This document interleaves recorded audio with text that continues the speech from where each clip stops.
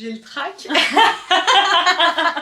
Salut vous. Attends, comment tu fais toi? Bienvenue dans une nouvelle vidéo. Ça y est, je lui vole sa DA. Alors on a changé d'environnement, on est chez Mathilde. On avait tourné une fois une collab ici, je m'en rappelle très bien. La première collab, exactement. Il y a 6 mois peut-être. Je me recoiffe, je suis présentable pour tes abonnés. Oui, attends, mais oui, mais nos abonnés. C'est vrai que ta caméra c'est une dingue. T'as vu, c'est une dinguerie, hein. T'as vu comment elle rend beau? Tu vas m'influencer. Bon, et ben aujourd'hui on avait dit qu'on ferait une petite FAQ. Mathilde présente son parcours, mon agent répond à vos questions. Vidéo ensemble quoi. Ouais, c'est ça. Et puis comme t'avais proposé aux abonnés de poser des questions sur mon activité d'agent, sur notre relation amicale, professionnelle, c'était sympa. Il y a eu pas mal de questions pas mal que j'ai notées. Et j'ai essayé de les catégoriser entre les questions sur moi, les questions sur toi et moi, et les questions sur l'activité d'agent en particulier, tout ce qui touche à l'influence. De toute manière, restez ici, il y aura du drama, on parlera d'argent, on parlera des chèques. Des chèques, les chèques à signer, tu veux dire les chèques les deux. Des chèques et des chèques. On parlera de d'émissions, le thé va être chaud, brûlant, donc moi je vous conseille de prendre un café et de vous installer quoi. J'avais pas mesuré l'ampleur du truc là, je suis sûre de mon coup. C'est parti. Et tes plus grands secrets là. Ouais, il y a moyen. Tu veux qu'on commence par quelle section? Sur toi et moi, sur l'activité d'agent? Et bon, on commence sur toi et moi. Allez, ça commence avec un truc un peu classique. Comment vous vous êtes connus? Comment on s'est connus? La relation a évolué jusqu'au moment où Mathilde est devenue mon agent et l'agent d'autres talents. Ouais, et c'est vrai que toi, quand tu as eu cette question, en fait, tu te rappelais pas? Ah non, je me rappelais pas. Et moi, je me rappelle juste du jour où tu m'as fait un vocal, tu m'as dit je vais lancer mon agence d'influence, est-ce que tu veux être mon talent? J'ai dit oui. Ouais, et je me rappelle, tu m'as parlé de confiance très rapidement, tu m'as dit de n'importe qui. J'aurais dit mais qu'est-ce qu'elle me raconte cette dame là? Et tu m'as dit s'il y a bien une personne avec qui je suis partante, c'est toi. Ah ouais. Depuis, je lui suis éternellement reconnaissante parce que c'est Laura qui a donné naissance à l'idée d'une agence d'influence. C'est elle qui m'a donné l'impulsion, quoi, sans le savoir. Réciproquement, et c'est Mathilde qui a professionnalisé mon contenu. Oui, je veux pas le dénaturer. Le but c'est pas de faire de toi un encart publicitaire, collab, mais c'est vrai que ça nous fait grandir les deux. Exactement. Comment on s'est connus? Alors moi je me rappelle très bien, je vadrouillais sur YouTube. Je suis pas une grande utilisatrice de YouTube à la base. Je cherchais du contenu sur l'agrégation, parce qu'il s'avère que dans les 1000 vies que j'ai eues, mais vraiment j'ai fait tout et n'importe quoi, j'ai toujours eu une ambition, ou plusieurs ambitions sur le pendant intellectuel. J'ai voulu, un peu comme toi, connaître une certaine ascension sociale, une certaine reconnaissance d'une élite intellectuelle, donc je me suis intéressée au CAPES, à la Greg. Moi je suis passionnée de philosophie depuis le lycée, et je suis aussi passionnée de mathématiques. Ne me jette pas de cailloux, ça paraît un peu paradoxal et pourtant pas du tout. C'est des matières qui vont de pair pour moi, et je n'ai toujours pas enlevé de mes objectifs ces trucs-là, hein. C'est toujours dans un coin de ma tête, mais dans une vie où les journées feront 72 heures, quand j'arrêterai de faire des insomnies pour travailler. Et donc je cherchais des infos sur l'agrégation, et en fait je tombe sur les vidéos de Laura qui étaient très iconoclastes. Ça changeait complètement de ce qu'on pouvait trouver de très académique, très ronflant, très monotone sur YouTube, de l'agrégation. Tout ce qui concernait un concours de manière générale, voilà, c'est des profs face caméra. Bonjour, aujourd'hui nous allons parler des conditions pour... Ouais, ok. Et en fait Laura, elle arrivait avec son énergie et le fait aussi de prendre le risque de s'exposer. Elle affichait sa vie et elle parlait aussi de ses coups de gueule sociaux, les inégalités sociales. C'était à la fois divertissant et intellectuellement c'était pas creux. Et je me suis dit mais elle est mortelle cette meuf. Donc je me suis abonnée. Ensuite, comme beaucoup d'entre vous sûrement, je suis remontée jusqu'à ses premières vidéos et je me suis tout tapé les unes après les autres et ça y est, j'étais conquise. Moi, je créais déjà un peu de contenu sur Instagram. J'ai toujours considéré Instagram comme mon bac à sable, et de temps en temps quand je regardais ses vlogs notamment, je l'identifiais. Donc ça a fait qu'au fur et à mesure, elle voyait que c'était un peu toujours le même compte qui l'identifiait, elle me remerciait, elle mettait un petit cœur. Une fois, elle a commencé à me suivre, je m'apprêtais à sortir mon podcast. À l'époque, c'était le Lucky Girl Syndrome Podcast. Il a changé de nom depuis, on va en parler après. Donc allez l'écouter. Ouais, j'ai adoré, j'ai écouté tous les épisodes de son podcast. podcast? L'idée c'était de faire du dev perso pas creux. Proposer un développement personnel qui mêle culture générale, éloquence, c'est-à-dire qu'il soit à la fois divertissement et riche intellectuellement. En tout cas c'est ce à quoi j'aspire et c'est ce que j'aime consommer comme contenu. Mais les épisodes qui nous ont plus plu, c'est les épisodes intimes. C'est les vrai. épisodes intimes qui ont cartonné.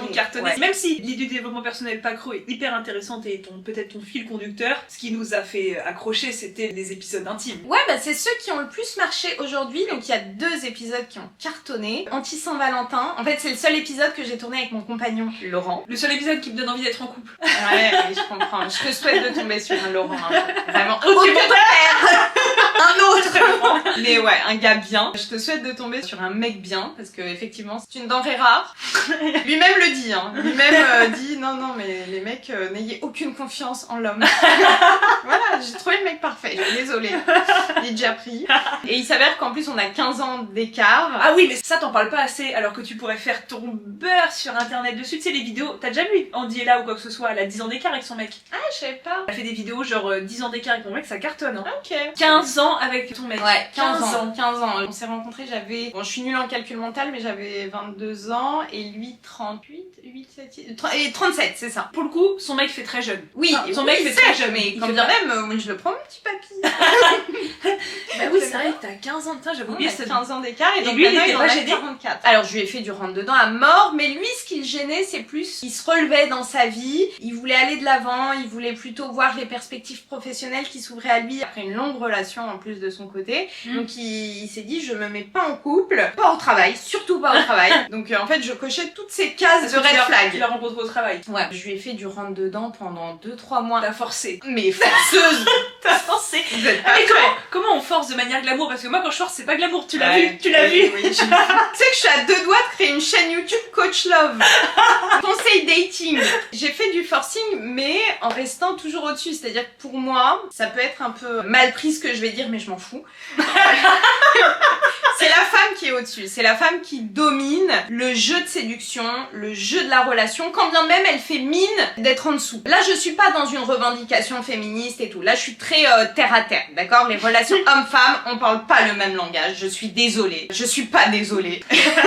Pour moi, c'est la femme qui tire les ficelles. En fait, quand elle se rend compte de son pouvoir là, elle maîtrise le jeu. C'est-à-dire comme un marionnettiste qui tire les ficelles en dosant entre jeu de séduction, mais pas trop parce que sinon on sait pourquoi on est pris, entre voilà impressionner, susciter une certaine admiration, mais pas écraser l'homme parce que fierté masculine. C'est vraiment un jeu d'équilibriste. Et j'avoue que ça, je le tiens de ma mère, je le maîtrise plutôt bien. Mais j'en ai fait usage une dernière fois pour l'homme qui partagera ma vie jusqu'à la fin de mes jours. On s'est rencontrés au travail et donc ça c'est l'épisode qui a le plus cartonné. Ah ouais, c'est celui qui a le plus marché, celui avec, Ouais. avec ton mec? Ouais, et pourtant celui un petit peu avant où je parlais de ma vie avait quand même un très très bon lancement. C'est un épisode que j'ai intitulé « J'ai envisagé d'aller en prison pour pouvoir reprendre mes études ».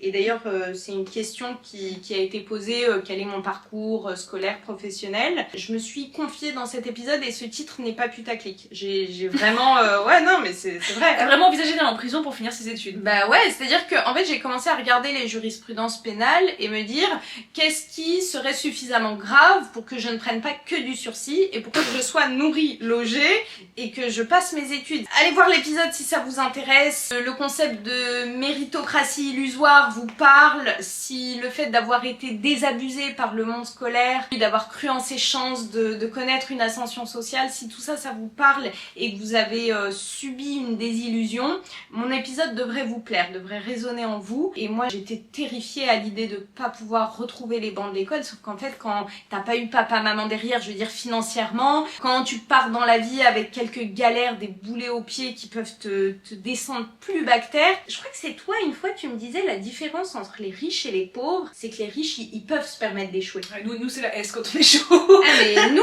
t'as des situations dans ta vie où t'es à 2 doigts d'être SDF.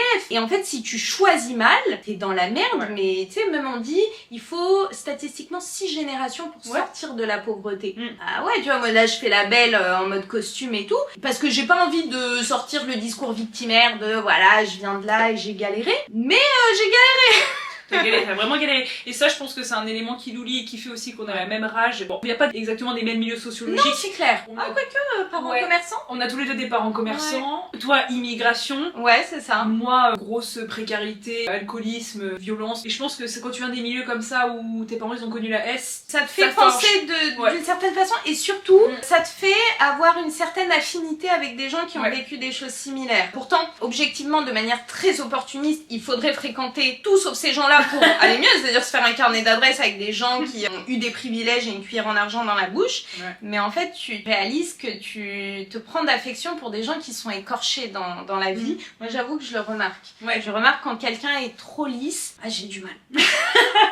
Faut que ça souffre. Voilà. Que ça ait souffert. Que ça ait souffert, je souhaite à personne de souffrir, d'avoir souffert. Il s'avère que de par mon vécu, j'aime sentir que dans quelqu'un, il y a quelque chose d'écorché. D'ailleurs, chez mon compagnon, c'est aussi ce qui m'a fait tomber amoureuse de lui. C'est-à-dire qu'au début, je vois un beau mec, grands yeux bleus, mais beau comme un dieu. Bon, au début, c'était un jeu de séduction. Et en fait, j'ai vu qu'il était loin d'être juste lisse et c'était pas juste un trophée. C'est devenu quelqu'un de profondément intéressant. Ça fait très love story. Non mais je continue, on aime, ça change. Bon, c'est vrai que c'est pas son physique qui m'a fait tomber amoureuse, ça sonne très creux, mais je m'en fous, c'est la réalité. C'est ce qu'il y a derrière, c'est le fait qu'il ait vécu des choses dures, et là je me suis dit, ah ouais, le gars il est pas juste beau gosse. Enfin, quand je l'ai rencontré, je me suis dit, il est mannequin, pourquoi il est célibataire, il est gay. Bref, je lui ai dit, hein. Oui, il est fêlé. Bah il l'est, mais c'est ça qui m'a fait tomber amoureuse, parce que moi je suis pas en reste, hein, côté folie. Faut me supporter au quotidien. Ça a joué. Et donc dans cet épisode de podcast qui a cartonné aussi, je parle de mon parcours et notamment de ce qui m'a donné la rage pour reprendre mes études à distance, des études de droit, en parallèle d'un travail à temps plein, parce que quand on est déjà dans la vie active, qu'il y a des factures à payer, un loyer, on peut pas comme ça claquer des doigts, on n'est plus chez papa-maman. Moi j'ai quitté le foyer familial très tôt, avec ma mère avec qui c'était compliqué, bref, je passe les détails. Mais justement, on revient sur ton parcours scolaire depuis le bac, je pense que ça intéresse vachement. Ouais. Alors, si vous voulez vraiment les détails, allez voir l'épisode. Il est disponible sur Spotify, Deezer, Apple Podcast, Amazon Music. Et il s'appelle maintenant Esprit ouvert, projet public. Mais j'ai laissé les anciens épisodes. Et au niveau parcours scolaire, j'ai toujours été première de la classe, mais au point que j'étais la meuf pas populaire qui se faisait charrier. Mais en fait, l'école, c'était mon refuge. À la maison, ça allait pas. Et à l'école, c'était là que ma valeur en tant qu'être humain devait être préservée. J'étais toujours devant, première de la classe, à lever la main, H24. Les gens, ils avaient envie de jeter des livres ou des cailloux et ils auraient eu raison. Si j'avais révisé pour avoir 20 sur 20, si j'avais appris 3 pages par cœur pour le recracher tel quel le lendemain et que j'avais 18 sur 20, bah je pleurais. Évidemment que je me faisais insulter.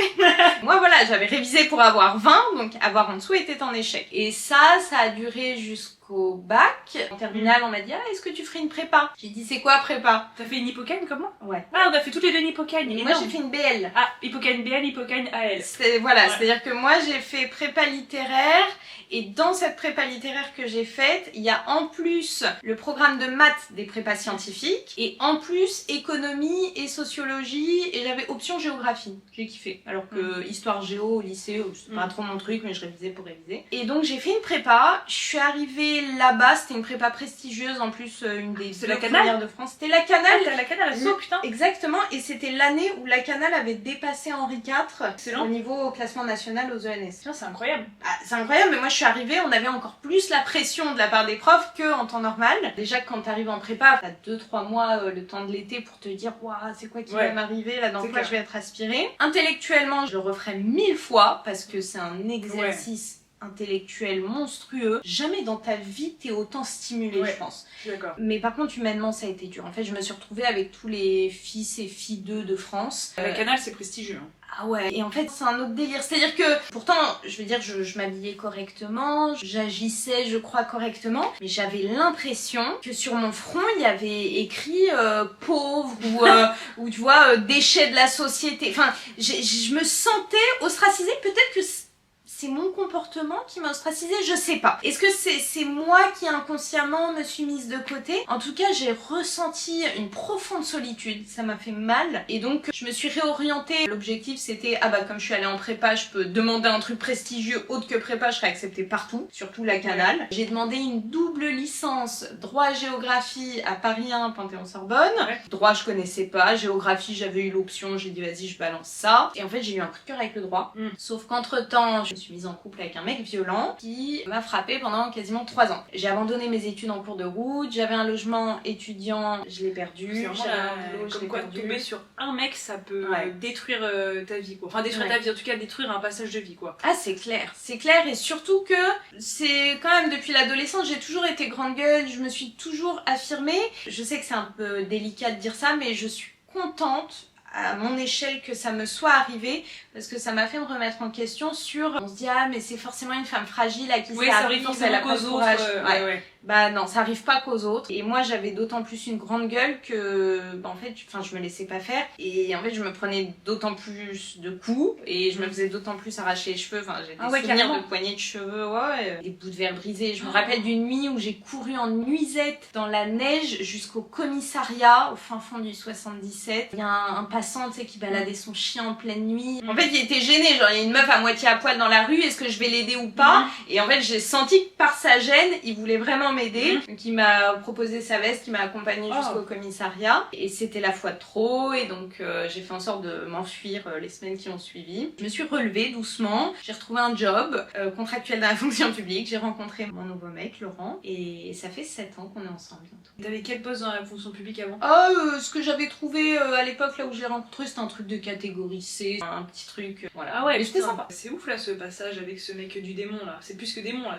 Tu pourrais dire que t'étais sous emprise? Oui, complètement. J'en avais conscience, c'est quelqu'un qui m'a isolée de tout. C'est vraiment le premier pervers. Hein. Ouais, tu sais, qui me disait non mais t'inquiète, en plus financièrement il était plutôt à l'aise, c'était pas non plus, mais... je vais t'entretenir. C'est ça, t'as pas besoin de travailler, t'inquiète pas. Et en fait moi je voulais travailler pour avoir une vie sociale, pour parler à d'autres gens, pour plus que le salaire même. T'es tout sauf femme qui se complaît au foyer. Hein. Alors déjà, et j'ai toujours eu une ambition démesurée, mais j'ai jamais su dans quoi. Est-ce que je passe un concours? Est-ce que j'ouvre une entreprise? Ma mère est commerçante comme ton papa, et c'est vrai que j'ai eu ce modèle féminin de la femme entrepreneur avec une petite PME qui fait son bise. Et ça, c'est vrai que ça m'a fait rêver, mais quand t'as eu l'ambition de créer une entreprise, tu dis oui, mais je crée dans quoi? Je fais quoi? Je vends quoi? J'ai essayé plein de trucs au cours de ma vie, mais en tout cas, c'est avec mon nouveau mec que j'ai pu reprendre mes études à distance en travaillant à côté. Et j'ai travaillé en start-up, à la défense, vraiment le cliché de la start-up. Je vendais des trucs par téléphone, j'étais nulle, je m'en foutais en fait. Je me suis jamais sentie investie dans le monde du travail salarié, parce que je savais que c'était alimentaire, c'était pas ma place.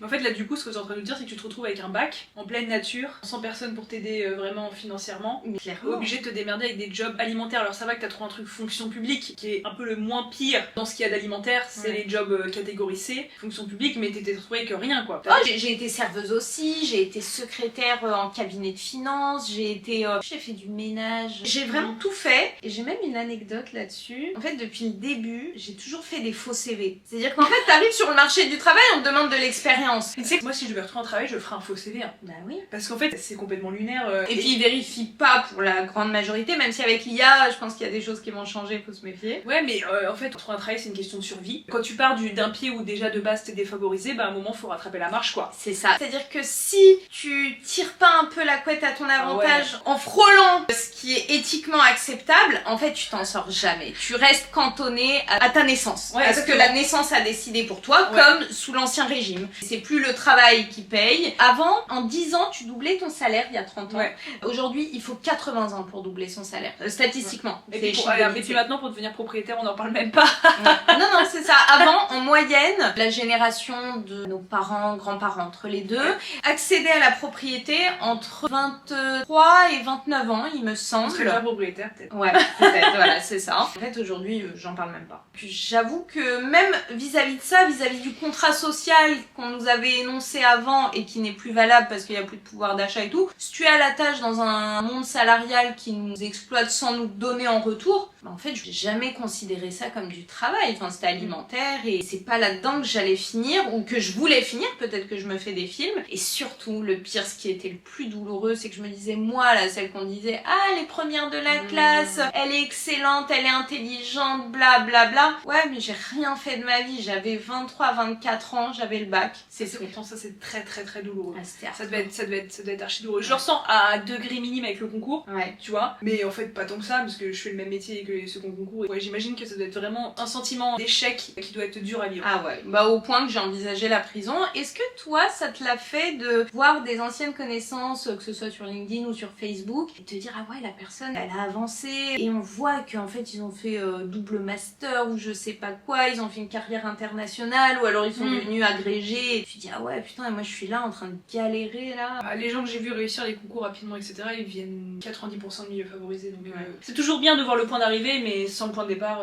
Après c'est pas pour être médisant, il y a toujours une part de travail, évidemment de mérite, de responsabilité etc. Mais entre autres facteurs. Oui c'est juste de dire que l'égalité dans le triptyque liberté, égalité, fraternité c'est du mytho, c'est tout. La méritocratie, j'y croyais fort. En prépa c'est quelque chose qui met beaucoup en avant. Ah ouais, et moi c'est vraiment la prépa qui a fait que le mythe de la méritocratie il a été balayé quoi, de plein fouet. Voilà pour mon parcours et comment on s'est connus. Bah en fait mon podcast et notamment ces deux épisodes là, que ce soit sur mon parcours ou sur mon couple, c'est des épisodes où je me confiais et qui t'ont fait te dire je crois, si mes souvenirs sont bons, ah ouais Mathilde elle a une façon de penser qui me ressemble sur certains trucs et que j'apprécie. Bah ça m'a vraiment touchée parce que des fois tu peux être comment dire très revendicatif sur tes objectifs, ambitieuse, ambitieuse etc. Ouais là et en fait quand t'écoutes ces épisodes tu te dis ouais bah en fait tu comprends, on comprend mieux ta posture, on comprend que c'est pas de l'orgueil ni de la vanité, c'est de la rage. Voilà, c'est de la rage de vaincre. C'est une envie de vengeance, tu vois. De revanche. Voilà, en fait, vengeance, je m'en suis débarrassée, mais je l'ai eu. C'était un moteur puissant qui me faisait avancer. Et maintenant, il y a une envie de revanche sur la vie. Je sais plus où on a été du coup, ça a coupé n'importe où. Ouais, on a eu peur. On a eu peur que ça enregistre pas depuis tout à l'heure. J'ai acheté un mode pourquoi il me fait 0 minutes. Non, c'est bon. En plus, je suis bavarde. C'est très bien. Et bah, let's go, continue. Ouais. Pour moi, quand je resitue quand est-ce que tu m'as accordé ta confiance, mais en fait, c'est par le contenu que j'ai créé quelque part. Déjà, je pense qu'il y a une prise de risque qui fait que tu partages un truc commun. Les gens se rendent pas compte quand ils créent pas du contenu que peu importe la grande gueule qu'on peut avoir ou peu importe le fait qu'on ait osé une première fois, en fait, à chaque fois, c'est flippant ou il y a des conséquences. Faut pas les minimiser, donc le fait d'avoir ce partage-là. D'ailleurs, c'est un conseil que je donne, que ce soit en tant qu'agent ou créateur de contenu, ou peu importe votre domaine d'activité, sauf peut-être la fonction publique, créez du contenu. Ça vous servira toujours pour faire votre réseau, pour approcher des gens qui sont connus et que vous auriez pas pu en temps normal contacter. En fait, en créant du contenu, en identifiant les gens se sentent flattés quand tu leur dis que tu apprécies ce qu'ils font. Tout simplement, c'est pas vicieux d'exploiter un truc vrai, mais pour aller vers quelqu'un et essayer de susciter une réaction et de lui dire coucou, je suis là. Voilà. Ça m'a beaucoup servi moi. Bah, je suis d'accord. Ouais. Je suis d'accord. Oui, on je regarde. Alors, c'était une question importante. Même non, si c'est bien passé tu t'es présenté. Non, mais c'est bien. Quelqu'un a dit je t'apprécie énormément. Ah, c'est gentil. Bah, c'est pas toi qui parle. Pour nous deux, j'espère. On prend pour les deux. Ça fait du bien. Merci de suivre Laura, peut-être de me suivre, je sais pas. Suivez-nous ensemble. Voilà, exactement. On ne fait qu'un, ou en tout cas on est très complémentaires. On est très complémentaires, exactement. Blonde, brune, exactement. Surtout on est complémentaires. Est-ce que toi Laura, tu gères entièrement tes réseaux sociaux, tes DM ou ça peut être Mathilde? Ça c'est... Alors d'ailleurs je m'excuse encore parce que j'ai reçu un message hyper virulent aujourd'hui. Abusé. Oui, abusé, ouais, je suis ingrate et je ne sais plus. C'est entièrement moi qui gère. Mathilde ne s'occupe pas du tout de mes réseaux, elle a accès à... T'as accès à tout? J'ai accès à tout, j'ai accès à ses mails, j'ai accès à ses DM. Voilà. En fait, ça me facilite la vie quand j'ai besoin de contacter via son compte une marque ou quelqu'un. Pareil pour les mails ou pour avoir accès à YouTube Studio, pour avoir ses stats et actualiser son kit média. Ouais. Et Mathilde, vraiment, je lui laisserai mes clés de maison et vraiment, si j'avais un enfant, n'importe qui, je sais que Mathilde, elle est 100% fiable. Je suis une bonne tata. Ah oui, j'en ai aucun doute là-dessus.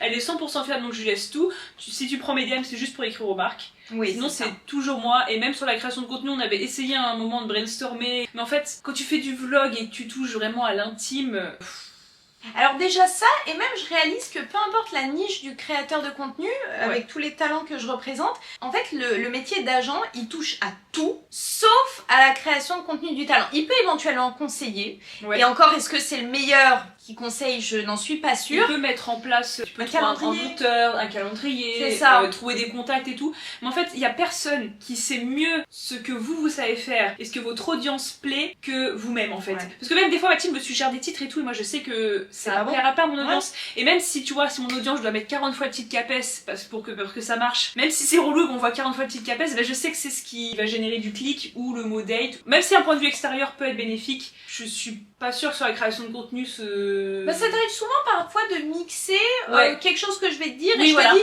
dans les idées que je t'ai balancées, prends ce qui te plaît, jette ce qui te plaît. Et par contre j'avoue que j'aime beaucoup ce rituel que t'as à chaque fois Mathilde avant... me trouve tous mes titres de vidéos, Plutôt, à chaque fois qu'elle s'apprête à publier une nouvelle vidéo, elle m'envoie ses idées de titres et elle me dit qu'est-ce que t'en penses. Et en fait, même si elle prend pas mon idée à la fin, ou que je lui donne des pistes de réflexion et qu'elle s'inspire un peu pour modifier son idée à la base, c'est vrai que c'est elle qui connaît mieux son audience que moi. J'aime bien ce rituel, j'aime bien cette confiance que tu m'accordes. Et souvent, soit je pondère mes idées, soit je prends carrément ton idée. Il y a des semaines où je me dis excellent, je prends carrément le titre. Et il y a des semaines où pas du tout, il y a des semaines où je fais un mix. En tout cas, l'agent, il pense qu'en général, je connais pas tous les agents, mais l'agent n'est pas là pour vous créer du contenu. Ah non, c'est sûr. Et d'ailleurs, j'ai plusieurs fois eu comme question bonjour, j'aimerais créer du contenu, est-ce que vous voulez être mon agent? Enfin, c'est plus ou moins subtil que ça, mais franchement, parfois c'est flatteur en tout cas. Je sais pas si c'est flatteur, ça part d'une méconnaissance de la création de contenu tout court. Avant même de parler d'influence, c'est souvent des gens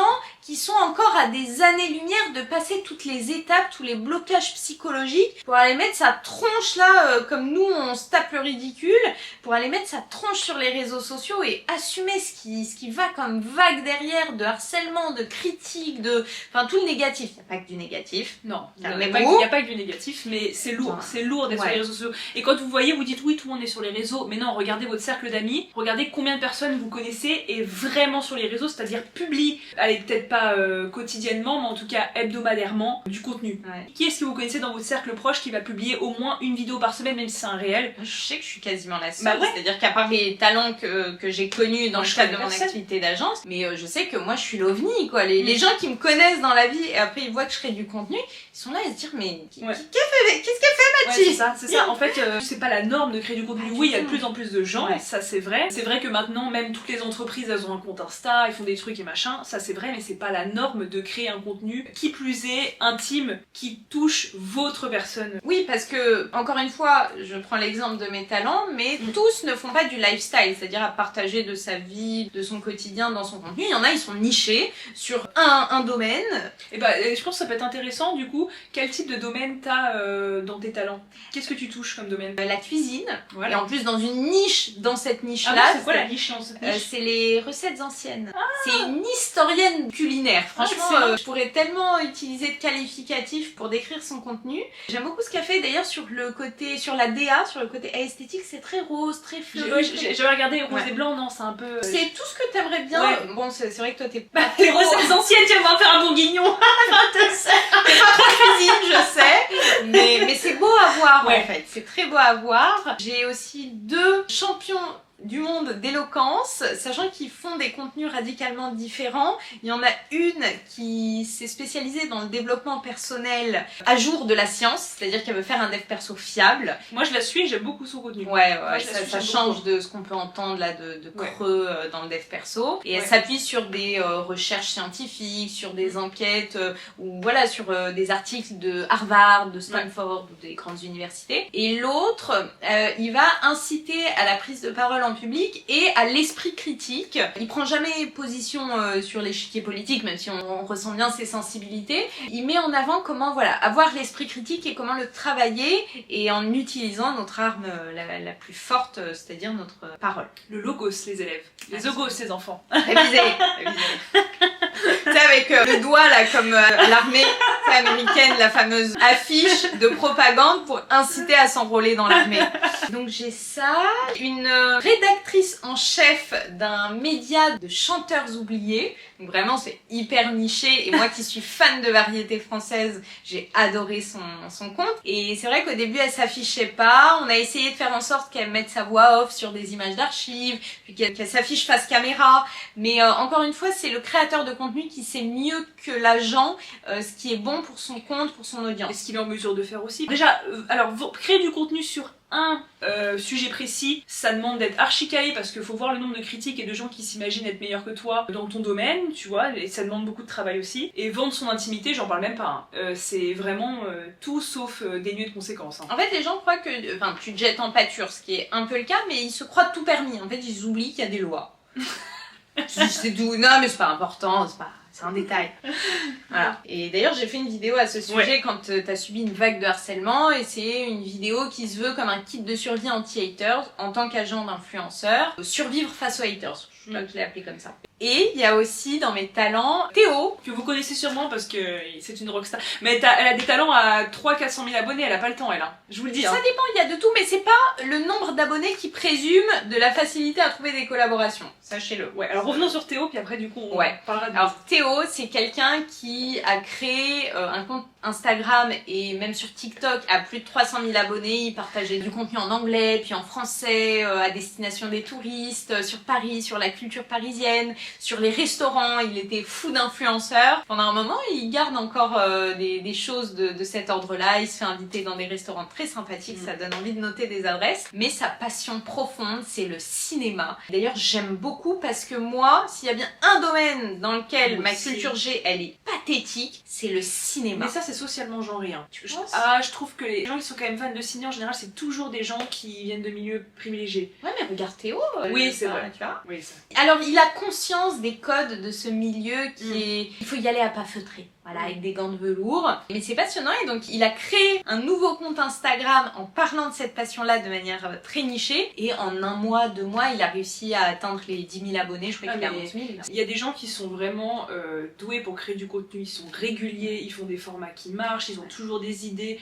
Et Théo, il est très doué pour créer du contenu. C'est une machine il est régulier. Il crée du contenu qui a du fond, c'est-à-dire que c'est pas juste du putaclic. Et la forme est bien aussi. La forme est bien. Qu'on soit passionné de ciné ou pas, d'ailleurs, tu sais, parfois il touche à des sujets sociaux qui touchent tout le monde. Vraiment, honnêtement, moi je le dis avec une grande objectivité, entre guillemets, je le trouve vraiment très fort dans sa création de contenu. Vraiment, il y a rien à dire. Jeune, hein. Ah ouais. Très non, mais il y a tous les codes. Il sait comment faire un contenu viral dans sa niche en plus, tu vois. Genre vraiment, il est trop fort. Et d'ailleurs, Théo utilise beaucoup le fait d'identifier des gens qu'il admire ou qu'il apprécie en story. Et d'ailleurs, ça crée un lien, ça crée une connexion, ça lui crée du dialogue en DM. Il arrive à développer son réseau. Et maintenant, dans sa passion, il se sent beaucoup plus épanoui depuis qu'il parle d'un truc qu'il aime profondément. Et ça fait du bien à voir, même s'il est reparti de zéro. Il y a bien des gens qui lui auraient dit non, mais fais pas ça, fais pas un nouveau compte de zéro, utilise ton ancien compte à 330 000 abonnés pour parler de ça. Et en fait, il sentait que c'était pas ce qu'il fallait faire. Un peu comme moi, quand je sais que là, il faut que je démissionne, c'est fait, et qu'il y a des gens, ils me disent non, mais tu devrais pas faire ça. J'entends. J'ai pris toutes les précautions, j'ai envisagé toutes les possibilités. On va en parler après. Mais je sais que c'est ce qu'il fallait que je fasse. Tiens, ce serait intéressant de dire que t'as démissionné pour te lancer à plein temps. Alors déjà, comment t'es venue l'idée d'être agent? Parce que en vrai, c'est toi? Oui, mais en vrai, meuf, t'as jamais travaillé dans une agence, t'as jamais proprement bossé dans la com et tout, tu vois. Donc comment l'idée t'est venue? Comment tu t'as acquéri les skills? Comment j'ai acquis les skills? Parce qu'il y a encore des gens méchants là qui vont dire ah t'as fait une faute de langage, bah ça arrive à tout le monde. Oui, voilà. Elle a dit acquéri. Qu'est-ce qu'il y a? Qu'est-ce que vous croyez? Je fais souvent en plus. Hein. Bah oui, mais ça arrive, tu n'en fais pas. Même quand je parle devant les élèves, des fois ils sont en mode. Nous sachons, d'accord? Voilà, exactement. Voilà. Vous croyez, exactement. De Louis Croivet-Bâton. Faites des inconnus. L'idée de l'agence, c'est Laura qui lui a donné naissance, même si j'ai toujours eu cette ambition entrepreneuriale. Mais sans alors par contre, c'est pas moi qui lui ai dit tu devrais être agent. Non, pas moi. C'est moi qui lui ai proposé, qui lui ai dit écoute, j'aimerais bien. Est-ce que tu serais intéressée? Et elle m'a dit ouais.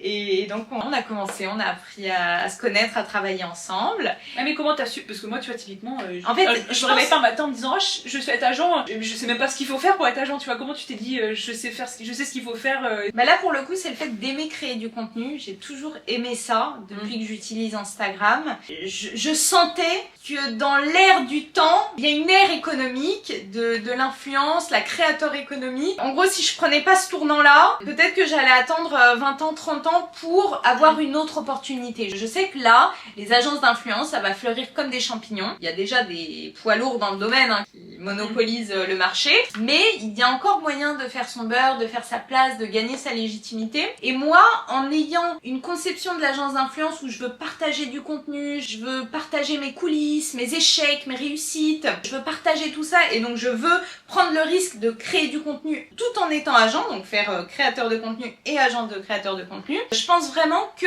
au début ça demande peut-être plus d'efforts et c'est plus dur, mais à terme ça va payer. C'est-à-dire que ça va me démarquer, ça va faire de moi une marque. En gros, je veux que les influenceurs de demain chez moi, ils se disent ah ouais, c'est Mathilde mon agent, je suis à l'agence 144, je suis fière. Je suis fière. C'est ça que je veux faire. Je veux que mon agence, ça soit une source de fierté pour les gens qui me rejoignent. Et ça, c'est pas juste en gérant les collaborations, en prenant son pourcentage, en signant les contrats, en allant prospecter, trouver des nouvelles collabs. Vraiment, j'ai une ambition qui est bien plus démesurée que ça. Je veux incarner mon agence parce que je veux une entreprise, quoi. Je veux un vrai truc de ouf. Vraiment être une chaîne d'entreprise, quoi. Ouais. Là, c'est marrant parce que je pense que ça, c'est un truc, on n'a pas tous, c'est un peu con ce que je dirais, bullshit, mais on n'a pas tous l'aspiration, vraiment, tu vois. Et c'est marrant parce que toi, ta mère, ça t'a donné envie d'être chef d'entreprise et d'avoir ton business. Moi, la vie de mon père, je suis en mode. Tu vois, c'est marrant, ça crée pas les mêmes effets. Moi, si tu me dis, non, tu deviens chef d'entreprise, je suis non, c'est le CAPES, c'est où laissez-moi l'agrégation, le CAPES, s'il vous plaît. Non, je vais pas travailler autant. Avec d'autres questions sur le téléphone le jour de l'oral, c'est pas grave. Exactement. Et donc je pense qu'il n'y a pas de honte et il n'y a pas de ambition, pas ambition, etc. On est toutes les deux ambitieuses. C'est ce que j'allais te dire. Voilà. Ton ambition, elle s'exprime ailleurs. Exactement. Elle s'exprime pas dans l'entrepreneuriat. Voilà. L'entrepreneuriat te fait pas rêver. Exactement. Et je comprends qu'il fasse pas rêver plein de gens. Moi, je saurais pas expliquer au fond de moi est-ce qu'il faut que je fasse une psychanalyse pour savoir pourquoi l'entrepreneuriat me fait rêver. Mais c'est là-dedans, c'est toujours là-dedans que j'ai voulu m'épanouir. Et aujourd'hui, grâce à Laura, j'ai eu la chance de trouver une option, parmi d'autres peut-être, mais une option dans laquelle je me sens pleinement épanouie. Ça, c'est sûr. Alors, et du coup, la question qu'on te pose aussi souvent, c'est quoi les étapes, la journée d'une agent d'influenceur? Qu'est-ce que tu fais de tes journées? Comment tu gagnes ton argent? Et qu'est-ce que tu gagnes et qu'est-ce que tu peux espérer gagner? Alors, journée type, c'est vrai qu'il y avait une question journée type dans mon travail. Il n'y a pas de journée type. De manière un peu cliché, je vais dire c'est ça qui me plaît. Il n'y a pas de journée type. Alors en fait, si je veux, là je vais prendre mon matcha et je vais à ma séance de sport, ok? De manière un petit peu moins cliché, même si je comprends que ça puisse faire rêver. Ouais, le fait de bosser de n'importe où, ça fait envie, mais ma journée type, il n'y en a pas. Non mais à tout moment, vous ouvrez Instagram, si vous la suivez, à 4h du bar, elle met une story insomnie productive. C'est vrai que des insomnies productives, elle en fait toutes les semaines, elle en fait toutes les semaines. Elle appelle ça insomnie productive. Ouais. Moi j'appelle ça cassage de crâne, j'ai pas encore dormi, ouin. Elle appelle ça avec sa tasse code pénal, insomnie productive. Mais le pire, c'est que c'est même pas pour glorifier la productivité que je fais ça. C'est que, en fait, je fais une insomnie parce que j'ai trop de trucs qui me chauffent le cerveau et donc je suis là comme un hibou à 3h du matin. Et je me dis, bon bah, quitte à faire une insomnie, autant avancer sur les trucs qui sont en attente. Mais t'arrives à récupérer ton sommeil après? Ouais, je me reposerai quand je serai morte. Je veux comment tu fais? Ah ouais. Non, si quand même. Après, quand je fais des bonnes nuits, après, j'ai un sommeil réparateur. Mais en fait, je suis tellement grisée par le fait d'avancer dans ma to-do list, dans le fait de faire du montage, de finir telle facture, tel devis, de prospecter tel truc. C'est satisfaisant. Je sais pas comment l'expliquer. C'est vraiment ça qui m'anime. Tout comme quand je faisais des nuits blanches et que je révisais pour préparer les examens quand j'ai repris mes études de droit. Chose que je n'ai pas finie. J'ai l'intention de continuer dans mes 72 000 projets. Et oui, d'ailleurs, pour ceux qui n'ont pas compris, t'as fait une licence de droit à distance avec le CNAM, que t'as eu mention très bien, je crois. Alors, je suis en train de l'achever, c'est-à-dire qu'il faut que je rende un dossier d'expérience. En fait, j'ai validé toutes les unités d'enseignement. En plus, bon, ça peut faire prétentieux, mais avec des notes excellentes. C'est-à-dire que j'ai eu entre 17 et 20 sur 20. J'ai des profs de droit qui m'ont mis 20 sur 20, alors qu'au début, ils y croyaient pas. Ils m'ont dit, non, madame, si vous voulez devenir avocate, c'est pas ici. Parce qu'à l'époque, je voulais être avocate. Et c'est toujours dans un coin de ma tête. Vous suivez ou pas, là? La meuf est folle, c'est tout. Mais donc, oui, en fait, il me reste un dossier à leur envoyer pour que le ministère de l'enseignement supérieur valide que j'ai bien eu ma licence auprès du CNAM. J'ai l'intention de continuer en master, toujours à distance parce que c'est la modalité qui me convient le plus. Mais je pense que je ferai des études toute ma vie, j'adore ça, c'est vraiment une passion. Et par contre, année 2026, concours d'éloquence. C'est une certitude. Trop bien. C'est une certitude et en plus un concours prestigieux qui met bien la pression, c'est la Berryer, la conférence Berryer. Dans le monde juridique, elle est connue. D'anciens grands présidents de la République qui ont été secrétaires de la conférence. C'est une institution, c'est un spectacle à lui tout seul. C'est gratuit d'ailleurs, c'est à Paris, à la Maison du Barreau. Vous pouvez y aller quand il y en a une fois par mois à peu près. Et j'ai l'intention de passer ce truc.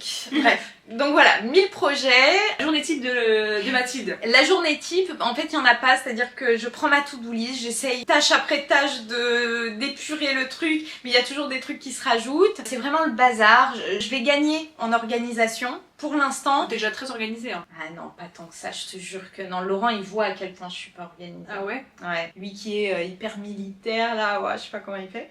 Faut que je m'inspire de toi et de lui. Ouais, mais bon, en même temps, c'est un métier de ping-pong et c'est dans l'instantané en plus. Là, j'ai monté un vélo hier pour une de tes collabs. je case ça où dans ma journée type? Ouais, y a même, pas. tu vois, dès que tu reçois un mail, bah faut que tu répondes direct, Oui, clique c'est ça. machin, et pour pas que la collab elle dure 40 ans sinon tu passes à côté, Ouais. Faire proposition, contre-proposition, puis tu peux pas dire je fais de la prospection que t'as telle heure, puis après je réponds plus à mes mails, enfin... C'est ça, c'est pas possible. déjà. Avant-hier, j'ai envoyé un mail à 23h30 parce qu'il fallait envoyer la preview pour une de tes collabs. Voilà. Et je lui ai dit jusqu'au bout, Laura. Déjà qu'elle, je sais que je lui en demande beaucoup sur le montage parce qu'elle gère toute seule et c'est vraiment dur le montage. C'est long, c'est chronophage. Mais je lui ai dit jusqu'au bout, t'inquiète pas, je suis réveillée. Enfin, tu me l'envoies quand tu me l'envoies. Et voilà, je suis là, t'inquiète. Donc 23h30, j'ai envoyé le mail. Mais il n'y a pas de journée type. Par contre, j'ai une organisation type. J'utilise Notion, qui est un espace d'organisation où j'ai tout.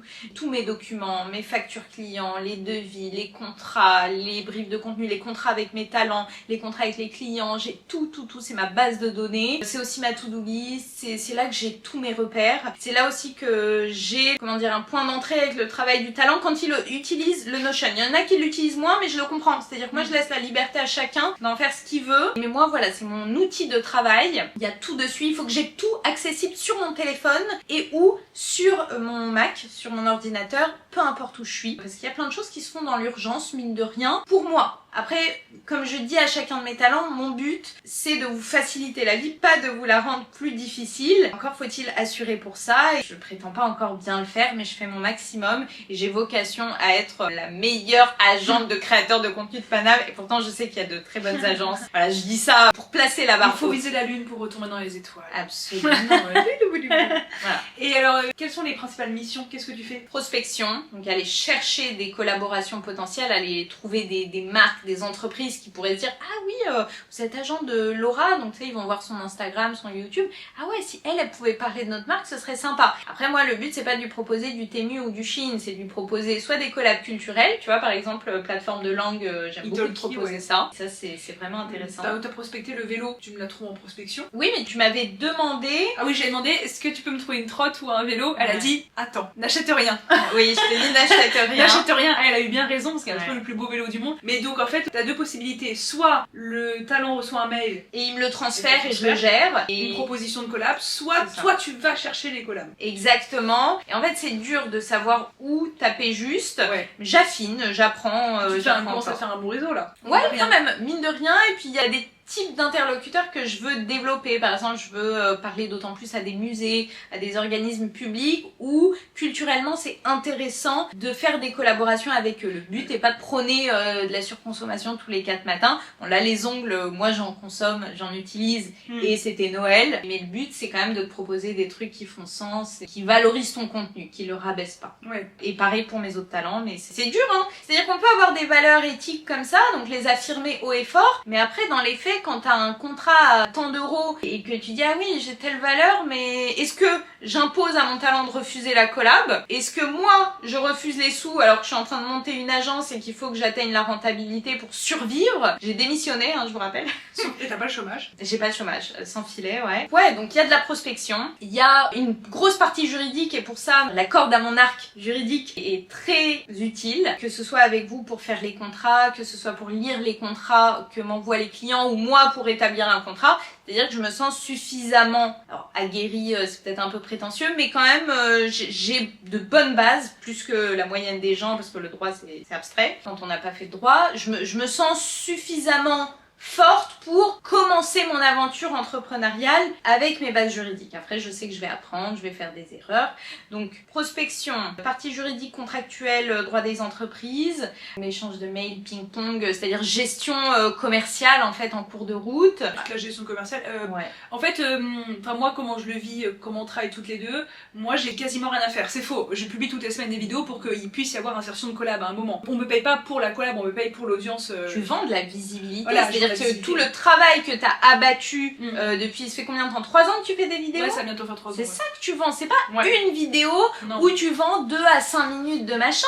Tu vends tout ce que tu as construit depuis 3 piges, meuf. Ouais. Tu vois, c'est vraiment ça. Et donc moi j'attends, entre guillemets, j'attends de Mathilde par rapport au pourcentage, qu'elle trouve la collab, qu'elle négocie le prix, qu'elle s'occupe que moi je reçoive l'argent dans une durée convenable. Et ça c'est hyper important pour vous d'avoir une agence, parce que vous allez vous vendre très mal tout seul, je vous le dis clairement. Quand je vois des copines sans agence, elles se vendent très mal. Tu m'as Pas annoncé les des tarifs. frics. Les tarifs, c'est n'importe quoi. Moi, je me dis, même si Mathilde me prend un pourcentage sur la collab, en fait, je toucherai toujours plus que si c'est moi qui avais négocié, tu vois. Ouais. Il me reste toujours plus à la fin que si c'est moi qui ai négocié. Tout ce qui est partie administrative, tu m'aides. Et en fait, moi, j'attends clairement, alors vous allez dire, ça fait la princesse, je sais pas quoi, mais j'attends qu'en fait, Mathilde, elle m'ait balancé toutes les infos principales et que j'ai pas à aller la pêche aux infos, et c'est quoi le code, et c'est pour quand, et ça doit durer combien de temps, et qu'est-ce que je dois dire, et qu'est-ce que je dois pas Faut que je montrer. m'améliore encore là-dessus. Non, je C'est-à-dire trouve que que tu fais bien. qu'on automatise le fait que je te donne Non. que les infos Tu le essentielles fais bien. à l'approche. Non, tu le fais bien, et puis que je lui pose une question, c'est pour quand, et qu'est-ce que je dois dire, et machin. Bah, après, je pense que tous les agents ne le font pas, mais en tant que talent, moi, j'ai pas envie d'aller à la pêche aux infos. Je comprends. Et Tu vois. tous les talents n'attendent pas la même chose Voilà, de tout leur à agent fait. aussi, hein. C'est dans les deux sens. Mais c'est vrai que toi, par exemple, même en termes de gestion de temps, l'échange de mails que j'ai qui dure parfois 10 à 30 mails, le jeu de ping-pong avec le client, ça, tu pourrais pas le gérer dans Ah ton non, quotidien. c'est Ça va impossible. déborder. C'est pour ça que je vous dis, si vous êtes créateur de contenu et que vous avez moyen de monétiser votre audience, mais faites-vous accompagner. Alors évidemment, il faut trouver la bonne personne, c'est encore une histoire de rencontre, mais Vous faites pas voler, je vois beaucoup de mon agent m'a volé. Ouais, je veux bien le croire, oui. un des vols les plus courants, c'est qu'on vous ment sur le tarif qui a été convenu, ce qui fait que l'agence prend une plus grosse part. On vous dit qu'on vous a vendu l'insert à 800 balles, sauf qu'elle est vendue à 1200 et du C'est coup... ça, j'allais donner un exemple chiffré, voilà, exactement. Allez, on va prendre 1000 euros. Voilà. On prend un exemple, un chiffre hypothétique, 1000 euros, et moi je prends une commission. Est-ce que je dis la commission? Oui, Moi, ça me dérange pas. C'est 30% que Mathilde elle prend sur les Moi je prends 30%. En général, c'est 30% les agences. Une agence qui vole pas, et selon ce qu'elle négocie, c'est entre 10 et 30%. Franchement, 10%, ça n'existe pas. En fait, c'est pas des contrats d'acteurs. On n'est pas dans le cinéma, là. On est sur des créateurs de contenu. Ce sont des stars émergentes qui ont moins d'opportunités. Enfin, plus d'opportunités, mais des plus petites sommes. C'est pas un film. C'est une collab qui dure 2 à 5 minutes. Et là-dessus, donc voilà, moi je prends 30%. Donc sur 1000 euros, je prends 300. Il y a 700 qui revient à Laura. Mais supposons que moi, je lui cache l'échange de mails et qu'en fait, j'ai réussi à augmenter. Et c'est pas 1000 euros que j'ai vendu la collab, c'est 1500. Elle, je lui dis, ouais, sur les 1000 euros, tu touches 700. Et moi, je prends 500 euros que je lui ai caché en plus, plus mes 300. Donc 5, 6, 7, 8. Donc ça, je fais plus que toi. Ça, c'est assez courant. Bah apparemment, ouais, je découvre que beaucoup font. Alors s'il y a bien un truc qu'on ne peut pas me reprocher, c'est malhonnêteté à l'égard de l'argent. C'est-à-dire que j'aime l'argent, j'ai pas peur de m'en cacher, ou en tout cas j'en veux, je veux en faire, je veux m'élever économiquement, j'ai cette rage au ventre. Par contre, la transparence à l'égard de l'argent, pour moi, elle est sacrée, parce qu'à partir du moment où tu romps ce lien de confiance avec la personne, en fait après elle est susceptible de se méfier de tout, et légitimement, Oui, c'est bien ses sûr. intérêts, c'est son travail, c'est tout ça. C'est foutu en fait. Ouais. L'argent c'est tellement à la fois vicieux. Pour gagner une somme sur un moment T, alors que tu perds perds beaucoup plus. Tu perds la confiance de ton talent. Tu vois, si j'étais un peu cynique, je dirais ma poule aux œufs d'or. Voilà, t'avais ma poule aux œufs d'or. Non, c'est pas comme ça que je vois les choses. Elle, je suis autant sa poule aux œufs d'or que... Ouais, c'est un échange. Voilà, c'est un échange et il y a de l'humain là-dedans. Et c'est ça que j'allais dire sur les choses que je fais en tant qu'agent. On a dit prospection, partie juridique, commerciale, etc. Et il y a le côté humain. Ouais. Il y a la gestion des émotions. Ouais. Ça c'est vrai. Ça va un peu mieux. Ah oui, Ça va mieux. bien sûr. Alors il y a un moment, on était, moi après le capège, j'étais irritable. Ouais, c'était dur pour toi, ouais. J'étais pas bien. On s'est disputé un peu. Ouais, ça va. Bon, C'est pas une dispute, on était en désaccord. on était en désaccord. Bon, Ouais. bon, c'était léger, mais il y a un côté quand même vachement humain Ouais. où tu rentres dans l'intimité de quelqu'un. Alors moi j'aime bien ça, je le prends, c'est-à-dire que c'est pas une contrainte pour moi, mais je suis pas la personne qui a le plus les codes humains sur Terre, d'accord? Donc j'apprends. Peut-être parce qu'on se connaît mieux, mais je trouve que ça c'est vachement. Ouais, améliorer. Il y a aussi Ah ouais, le je fait trouve, que hein. Quand même, hein. En fait, j'ai pas forcément les codes à la base, mais j'ai des qualités qui me permettent de les acquérir. Par exemple, je suis quelqu'un qui accepte volontiers de me remettre en question, de reconnaître mes torts. Je sais que des hommes ou même certaines femmes puissants, voilà, diraient ah oui, mais non, si tu dis désolé ou merci, tu te rabaisses, tu perds de ton pouvoir. Vas-y, casse-toi. Moi, je dis désolé, merci, pardon. La politesse, je vois pas en quoi il y a une corrélation négative avec le pouvoir, avec le fait de réussir. Donc moi, envisager toujours que l'autre ait raison, c'est toujours quelque chose qui m'a protégée d'être butée. Pourtant, voilà, avec la grande gueule que j'ai, faut bien se prémunir d'une certaine façon de la stupidité. Je dis pas que je fais pas de choix débiles parfois, mais ça, dans les relations humaines, moi je trouve que ça m'aide. Il y a un côté vachement humain parce que par exemple quand tu reçois de la haine, il y a des moments. Internet c'est pas fiable. Hein. Un coup tu vas cartonner, un coup tu vas moins cartonner, un coup tu vas te prendre des vagues de haine, un coup tout le monde va t'adorer. Et dans ce cas-là, t'as besoin d'un soutien émotionnel parce que tout seul tu tiens pas le coup. Hein. Moi encore, je pense que si j'aurais un mec ou si j'avais quelqu'un de proche dans les réseaux, tu vois, ou un mec qui est aussi sur les réseaux, tu penses au couple que tu encadres, c'est peut-être pas pareil, mais quand t'es tout seul face à. Couple. On cuttera. Non, tu peux laisser, mais parce qu'on leur a posé la question plusieurs fois, parce qu'ils sont très proches depuis leurs études. Ah, ok, pardon. Et en fait, t'as vraiment besoin d'un soutien émotionnel parce que les réseaux, tu vois, tous les jours, ça peut être archi violent. Moi, j'ouvre mon téléphone, j'ouvre des trucs hyper gentils, et je peux aussi recevoir des trucs, waouh, et ça décoiffe, quoi. Tu te dis, ça fait pas rien, donc c'est bien d'avoir quelqu'un qui dit, remet les choses à leur place, tu vois. C'est ça, et puis c'est vrai que moi, peut-être avec la façon dont on est complémentaire, je lui apporte un autre point de vue, je lui apporte des phrases peut-être un peu évidentes, mais meuf, t'attardes pas là-dessus, il y a un biais négatif de notre esprit, t'as reçu 100 messages positifs, et là t'as un gogol qui te dit ça, voilà, bah forcément laisse-le dire ça, et alors, quand bien même il pense ça, est-ce que c'est grave, est-ce que vraiment, et si on va dans son sens, si on lui fait plaisir, et alors il va dire quoi? Et en fait parfois ça coupe l'herbe sous le pied, plutôt que de s'insurger, ce qui est faire le jeu des haters, en fait, nous énerver, c'est ce qu'ils attendent. En fait, quand tu rentres dans leur jeu ou que tu fais preuve d'une réaction à laquelle ils s'attendent pas, moi j'avoue j'utilise beaucoup le sarcasme, je les troll, ou alors je fais preuve d'encore plus de prétention, c'est-à-dire que là où on me dirait oui, tu fais trop la meuf, machin, mais grave, mais ma tête elle est tellement énorme, je passe pas ta porte en fait, qu'est-ce qu'il y a? Là, moi je suis là, pardon. C'est ça, et je lui dis non, sois pas désolée, les haters il faut les dresser, ça se dresse. Voilà. Et donc à nous deux, voilà, moi j'aime bien être là pour elle, pour ça, je sais que c'est pas facile, et le fait aussi que je crée du contenu et que je sois pas juste en coulisses, parfois j'ai l'impression de comprendre un peu. Tu reçois quand même de plus en plus de haine, j'ai l'impression. Ouais, mais en fait ça reste quand même à petite échelle parce qu'on n'a pas le quand, même... quand tu passes les 10 000 sur Insta, ça commence. Non seulement à partir de 10 000, je trouve que tu peux plus répondre aux messages sur certaines activités à côté. Tu commences à recevoir des trucs. Bah, c'est pour ça, je veux pas prétendre savoir ce que tu vis, je veux bien croire que quand t'es face à la quantité d'eux, c'est compliqué psychologiquement, mais malgré tout, savoir ce qui peut arriver, ça me rend peut-être la tâche plus facile pour l'accompagner, pour la conseiller, pour la réconforter. Et c'est un truc que je fais avec plaisir, c'est pas contraint. Et alors une autre question à parler argent, parce que je pense qu'ils sont là pour l'argent. Combien ça peut gagner un agent d'influenceur? Combien ça peut gagner un influenceur? Qu'est-ce qui paye le mieux? Qu'est-ce qui casse-couille?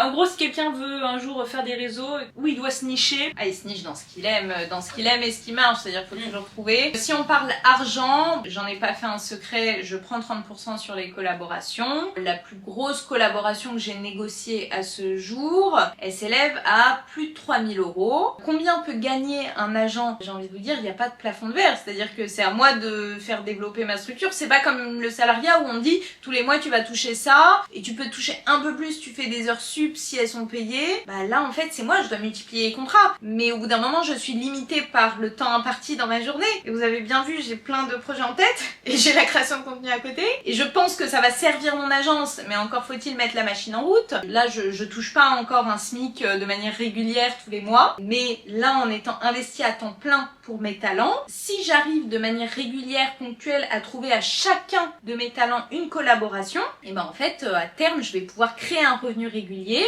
Peut-être que à la hauteur de mes ambitions je vais réussir à créer une structure qui va me rapporter plus et je vais pouvoir envisager des grosses sommes. Mais franchement, autant je suis ambitieuse et je suis grande gueule, autant moi ce à quoi j'aspire, franchement c'est limite même un SMIC par l'indépendance, c'est-à-dire avoir ma liberté du quotidien, aller faire mon sport, aller courir un lundi matin alors que tout le monde va au taf, c'est tellement précieux. J'en ai les larmes aux yeux en le disant, mais j'aspire qu'à ça. Franchement, même si je suis à 1005 pendant 10 ans et que j'ai vécu tout ce que m'apportera l'influence, déjà que là, à petite échelle, ce que ça m'apporte, en 2025, j'ai rencontré des gens de fous. Laura, t'en fais partie. partie, mais on s'est pas rencontrés en 2025, on s'est rencontrés avant. Ouais. C'est fou, j'ai jamais autant rencontré de gens incroyables que depuis que je crée du contenu. C'est pour ça que en fait, j'aime pas le cliché, les réseaux sociaux, c'est du monde virtuel, ça déshumanise et tout. Ça dépend. Si on joue le jeu des réseaux, en fait, on rencontre des gens incroyables. Moi, je suis d'accord. Je suis 100% d'accord. Et en fait, si on fait des réseaux sociaux, pas un truc qui nous bouffe du temps de vie et juste où on consomme, si on joue le jeu de la création, peu importe la niche, peu importe votre passion et tout, je vous assure que vous êtes amenés à rencontrer des gens avec qui vous avez des atomes crochus ou alors des gens que vous auriez pas soupçonnés. Vraiment, c'est génial, c'est passionnant, c'est tellement enivrant. Donc c'est bien en marche. Niveau sous, j'en ai parlé. Voilà, j'ai parlé de mes objectifs, mais évidemment, si je tape le million un jour, je vais pas me plaindre. Hein. Et on va le viser. Oui. Oui.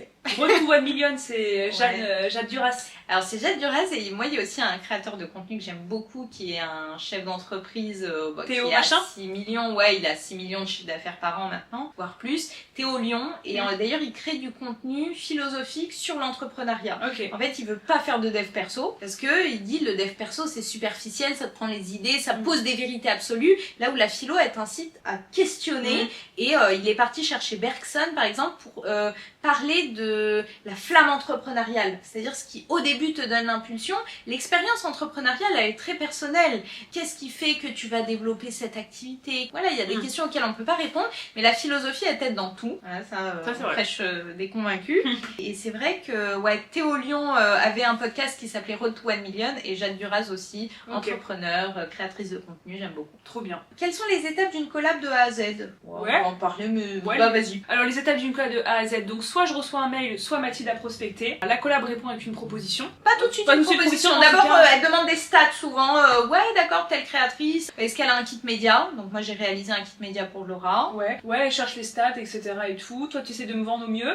Ouais. En général, tu proposes quelque chose. Je fais une proposition tarifaire un peu plus élevée que le minimum qu'on accepterait. Il y a un jeu de ping-pong, proposition contre proposition. Quand on me propose un truc vraiment trop bas, j'essaye d'être subtile dans le mail et de mettre en avant le fait que Laura, la telle audience, un engagement très important, les gens s'identifient à elle. Après, qu'est-ce qui se passe? En général, ça tombe ou ça tombe pas d'accord sur quelque chose. Alors il y a le contrat d'abord que je signe. Donc ils envoient un contrat avec le montant. Et ce qui est très important aussi, c'est une date de paiement. Combien je vois de gens qui travaillent comme ça en influence et qui reçoivent les paiements 40 ans plus tard. Et avec Mathilde, j'ai pas reçu un paiement après plus d'un mois. Oui, mais parce que dans le lot, je pense qu'avec les gens avec qui tu discutes, il y a des gens qui doivent pas gérer ça comme une petite entreprise, ils doivent pas envoyer de facture. Ah bien sûr, ils doivent pas. Mais c'est d'où l'importance de se faire encadrer parce que j'ai jamais reçu un paiement avec plus d'un mois d'attente ou quoi que ce soit. Et j'ai vu des gens attendre 3, 4, 6 mois pour se faire payer. Donc il y a le contrat. Après, ils nous envoient en général, il y a rien en échange avec le brief. Donc ce qu'il faudrait mettre en avant, je sais pas, pour les ongles, par exemple, il fallait pas avoir les ongles faits. Il y a des marques qui demandent des trucs très spontanés. Il y en a qui demandent des trucs plus c'est ça, cadrés. En fait, il y a des marques sur le brief de contenu, quoi mettre en avant du produit ou du service. Il y en a, c'est hyper précis. On veut ça, on veut pas ça, et souvent, ils sont très sérieux sur le brief et quand tu prends une petite marge de liberté, ils disent ça va, ouais, tu vois. C'est vrai. Il y a des marques plus chiantes que d'autres. Voilà, il y a tout. Faut expérimenter. Mais quand ils laissent une marge de manœuvre, en fait, ils disent ce qu'ils vantent comme mérite de leurs produits. Tu vois, par exemple, pour les ongles, c'était notre produit, il abîme pas les ongles. Et ça, pour le coup, c'est vrai, il y a un gel entre les deux, c'est pas de la colle comme j'ai pu connaître en salon. Il est solide, il se pose facilement et tout. J'ai pas l'impression de faire mentir mon talent quand je lui dis de dire ça. Et donc, c'est ce genre de collaboration-là qu'on fait avec plaisir. Ouais, on fait le contenu. En général, je le monte, tu envoies la marque si c'est demandé. La marque fait un retour. En vrai, en général, ils sont pas trop chiants. Ça va. Ils sont pas trop chiants. À part 2-3 trucs. Après, le truc, c'est que des fois, c'est un peu fait dans l'urgence. Oui, c'est ça. C'est qu'en fait, Laura, elle fait des vlogs hebdomadaires. Ça veut dire qu'elle filme sur une semaine. Ouais. Et en fait, à la fin de la semaine, il y a la vidéo de la collab. Mais elle a pas encore fait son montage. Le montage, elle le finit à la fin de sa semaine. Ouais. Donc en fait, entre sa fin de montage et le jour de publication, il y a un battement de 2 jours. Mais il y a des marques qui demandent la preview, l'aperçu de la collab 3 jours avant. On leur dit, c'est pas possible en fait. Ça va être 24, 48 heures avant. Et encore, c'est compliqué. Ouais, mais les marques sont pas trop chiantes. Non, ça va. C'est pas trop chiante. Après, on publie. Toi, t'envoies un retour de stats. Ouais, c'est ça. T'envoies un retour de stats. Après, t'envoies la facture. Oui. Elle envoie une facture. Elle se fait payer. Puis elle me paye. Ouais, et j'avoue que je prends tellement un plaisir à lui envoyer son virement. Alors, évidemment que je suis contente de prendre ma commission. Tu sais, quand je lui envoie un message, Laura, j'ai un paiement pour toi, je te fais le virement. Je suis tellement heureuse. En fait, j'ai envie d'avoir ces problèmes-là tous les jours de ma vie, quoi. C'est vraiment, c'est un plaisir de me dire j'ai contribué à te faciliter un peu la vie. Ah bah, pas qu'un peu. Pas qu'un peu. Là, j'ai passé le plus beau Noël que j'ai jamais passé parce que j'ai jamais pu faire de cadeaux comme ça. J'ai pas fait des cadeaux de zinzin, mais tu vois, j'ai quand même 3 sœurs, un père, ça fait 4 personnes. J'ai plus jamais pu faire des cadeaux et tout, tu vois. Genre, je suis contente. Tu m'avais sorti une phase de Nino une fois. Ah ouais? Avec des si, on refait Paris ou je sais pas quoi. Oui, je me rappelle cette phrase. Et avec des sous, on se refait tout court. Ah oui, voilà. C'est vrai. Voilà, c'est tout. C'est Oui. ok, l'argent ne fait pas le bonheur, gna gna gna, bah le bonheur remplit pas l'assiette. Je crois que c'était une phase de Booba. J'aime Booba, je suis désolée. Bah voilà, c'est toutes les étapes. Ouais, c'est ça. Ouais. À quel chiffre d'affaires espères-tu parvenir? Je l'ai déjà dit. J'ai dit que le minimum c'était ma liberté, mon quotidien, mon organisation, mais qu'évidemment j'avais des ambitions démesurées en termes de chiffres et que je ne mettais pas de limite. Peut-être que l'objectif du million sera symbolique. Comment devenir influenceur? Moi j'ai un conseil, hein. Il va être simple et ravageur. Une fois on m'a dit j'aimerais devenir créateur de contenu. Bah faut créer du contenu. Mais vraiment hein, ça semble bidon et on dirait presque une insulte. Mais en fait c'est tellement l'étape la plus difficile. Quand t'as fait ce déblocage là, t'as tout gagné. Ça y est. Arrêtez de se prendre la tête avec des conneries. Ton nom, ton montage, ta qualité de vidéo. Vraiment il y a des gens ils cartonnent avec des vieux montages éclatés, des qualités éclatées, ça cartonne genre. Et c'est ça que je préfère. Ouais. J'avoue, moi quand c'est très produit, quand il y a beaucoup d'effets, de montage. Bon là en tête j'ai des vidéos de Squeezie où tu vois des gens qui mettent des milliers dans leur production. Moi c'est pas du tout ma came de contenu que je consomme. J'aime bien voilà, la meuf a la rage dans son lit, elle a un coup de gueule à passer, elle a le mascara à moitié sur la joue. Ah ouais. Bah ouais. Plus vous serez naturel sans surjouer, plus ça cartonnera, surtout à l'ère TikTok. Non, soyez vraiment le conseil à la con. Non mais arrêtez de vous prendre la tête avec des détails à la con, avec votre montage, avec votre nom, avec un scénario, avec un machin. Vous vous cachez en fait, vous vous cachez pour pas montrer ce que vous êtes vraiment. Des fois j'ai des idées, j'ai une petite note et puis je mets j'aimerais bien faire une vidéo sur ça, tu vois, un sujet. J'ouvre la caméra, vraiment, je fais la vidéo, je cut et c'est tout. Alors YouTube c'est autre chose, mais un réel ça me prend pas plus d'1 heure. Hein. Et tous tes réels cartonneront pas, mais après ça dépend où tu veux te mettre. Mais à un moment faut y aller, tu vois. Mais c'est par le chiffre, par le fait de faire beaucoup de contenu ouais. que tu vas atteindre un niveau suffisant pour être influenceur, c'est-à-dire pour lever des collaborations, parce que tu auras trouvé ton public, tu auras partagé de toi-même et de ta passion, tu auras trouvé des gens qui s'identifient, et à partir de ce moment, il y a forcément des marques qui considéreront qu'elles ont un intérêt à collaborer avec toi. Et en fait c'est con, mais à force de voir ta gueule dans leur feed, les gens vont s'abonner. C'est un truc con. Faut qu'on voit ta gueule 1 fois, 2 fois, 3 fois, 4 fois, évidemment tu fais allez, je m'abonne, mon saoulé. J'allais dire l'accoutumance, mais j'ai même un mot, c'est la mitridatisation. Ah, je savais pas. Alors le mot, en fait, c'est le fait d'inoculer un poison par petite dose. Voilà. Vous prenez, c'est cadeau. Les qualités pour être agent, j'en ai déjà parlé. J'adore ton contenu, bisous. Oh, c'est mignon. Pour nous deux ou pour moi, je sais pas. C'est parce que là, ça parle des qualités pour être agent, donc c'était peut-être pour moi. Moi, j'adore le contenu de Laura, donc mais merci. Les qualités pour être agent, t'as déjà répondu? Ouais, quand même. C'est-à-dire, enfin, les compétences ou les activités, mais les qualités pour être agente, être honnête. Ouais, sur le plan de l'argent, franchement, parce que je trouve ça tellement bête de vouloir la faire à l'envers là-dessus. Il faut plein d'autres choses, il faut être multitâche, il faut ouais, être mais je le suis de nature. Oui, mais moi, à 3h du matin en train de peindre un mur. Non, il faut être beaucoup de choses pour être agent quand même. Disponible, pareil, humain, mon activité, mon entreprise, mon indépendance, je suis disponible même à 3h du matin, Laura m'appelle, s'il faut, je traverse Paris. C'est vrai, vraiment en plus, il n'y a aucune blague. Hein. Il n'y a absolument aucune blague. Ça, c'est pas exagéré, elle m'appelle. Bon, l'autre jour, j'ai un peu écarquillé les yeux, quoi, à 7h du matin, elle m'a envoyé un message. Quel est le code promo pour... En plus, j'ai ma montre connectée, donc j'ai senti la vibration. C'est le truc. Alors, je prends mon café. Ouais, c'est ça. Mais non, mais il y a aucun problème, et vraiment, si je peux... Et à chaque fois, à chacun de mes talents, je leur dis, si je peux vous aider en quoi que ce soit, dans le fait d'honorer le contrat de collaboration, si je peux vous soulager, en fait, c'est ça que je propose, bah dites-moi. C'est juste que peut-être j'ai pas de proposition à vous faire parce que je vois pas comment vous vous organisez sur certains trucs. Mais dites-moi, je suis là, exploitez-moi. J'ai une question, c'est lui qui danse tout nu? Ah non, mon voisin qui danse tout nu, il est un peu en décalé, on le verra mieux de la Ah, cuisine. Ah oui, non, je suis désolée. J'ai un voisin qui danse tout nu en face de chez moi. Il l'a fait une fois le soir tout nu. Vraiment tout nu? Ah, tout nu, tout nu. Laurent et moi, on l'a vu tout nu. Sinon, tous les matins, il fait sa gymnastique sur sa fenêtre. Ah oui, juste avec d'autres problèmes, là, ça y est, c'est un nouveau ouais. type de... T'as les nudistes. Je préfère cela. Je préfère les nudistes, c'est clair. Ouais, c'est vrai qu'on a toutes les deux habité à Lviv. On a toutes les deux habité à Lviv. Voilà. Zo. Bon, bon débat. Hein. As-tu une organisation, des rituels, des trucs pour garder la motivation comme agent? Ça, j'ai envie de dire, c'est comme la motivation pour reprendre ses études. T'es poussé par la rage qui est en toi et tu fais, t'avances, même s'il faut pagayer, faut couler, faut se relever, faut retrouver la surface pour reprendre de l'oxygène. C'est haletant, c'est épuisant. La motivation, c'est mes objectifs, c'est l'énergie qui me pousse, c'est cette rage au ventre que vous avez dû percevoir là depuis le début de la vidéo. Donc j'ai pas de rituel, si ce n'est sport. Ouais, sport. Et puis le matin, j'aime bien mon petit café avec la tasse la plus rentabilisée de l'Instagame. Vous la verrez si vous vous abonnez. Il faut s'abonner. Il faut s'abonner. Qualité et défaut. Attends, est-ce que tu as une question à placer avant? Combien de temps as-tu mis pour acquérir les postures de yoga? Écoutez, cette question, si vous voulez, j'y réponds sur Insta avec plaisir. Je ferai un reel, un truc. En faisant des postures. Parce que je sais que ça impressionne beaucoup. Mais en fait, c'est comme tous mes objectifs. Je suis comme un chien enragé qui s'agrippe au mollet de quelqu'un quand j'ai un objectif. À aucun moment dans mon cerveau, je me dis c'est pas possible. Faire le grand écart alors que j'ai aucune base. Faire des postures de ouf.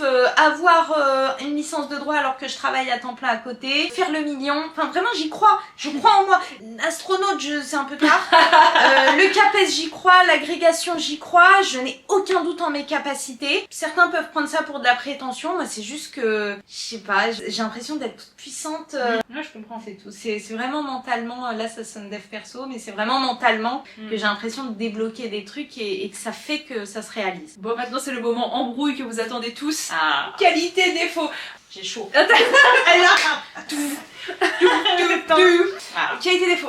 Tu commences? Alors, qualité, t'es hyper débrouillarde et, comment dire, cosmopolite. Non, multitâche. Dans le sens où Mathilde, elle sait tout faire. Elle sait tout faire, c'est impressionnant. T'es extrêmement multitâche, ça c'est très agréable, t'es très disponible. T'es pas rancunière pour un sou du tout, tu te mets pas en colère, tu passes très vite à autre chose. Ça c'est très agréable et t'as la rage de vaincre. Oui, mais ça peut être perçu comme un défaut. Il y a des meufs, je sais qu'elles me voient comme une rivale alors que j'ai horreur de la rivalité féminine. Moi je suis là, est-ce que tu veux être ma copine? Alors que ouais, mon ambition est perçue parfois négativement, mais ouais, ça peut être perçu comme un défaut, tu vois. Après, défaut... Vas-y, balance, je suis prête, je suis prête. Non, t'as dit je suis pas rancunière, donc tu peux y aller. Ouais, bah, je réfléchis à ce que...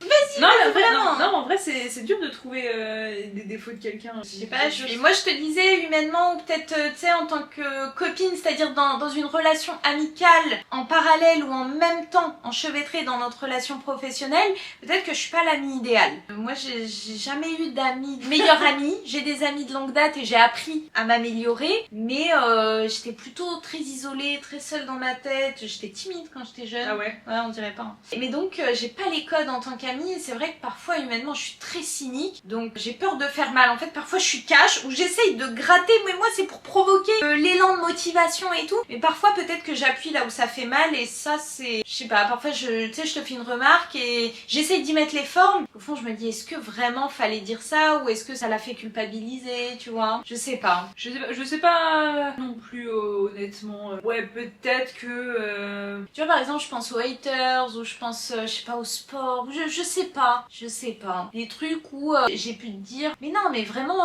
pense pas comme ça ou lui dis pas ça ou mais moi c'est vraiment pour que tu te protèges. On n'a peut-être pas la même sensibilité. Ah c'est sûr, on n'a pas du tout la même sensibilité où moi je peux être un peu plus ouin ça fait mal alors que toi t'es oh c'est de la sensibilité. Ouais mais non c'est pas ouin c'est de la sensibilité et moi parfois je peux pas la jalouser parce que c'est connoté je sais pas ce qui est le plus connoté entre jalouser et envier mais moi cette sensibilité là, le fait que tu sois à fleur de peau, le fait que tu sois triste d'un chagrin d'amour par exemple. Ah oui, mais par exemple elle comprend pas que je puisse encore parler des ex et tout, elle est là mais qu'est-ce qu'elle nous fait? C'est vrai que je comprends pas, ça me dépasse. Elle comprend pas mais moi je suis en mode mais si. Je veux pas porter de jugement de valeur parce que c'est tellement condescendant, mais c'est dur pour moi de comprendre, c'est pas entendable au sens propre du terme, je capte pas comment, le pourquoi, le comment, je sais qu'on peut souffrir du cœur, d'accord.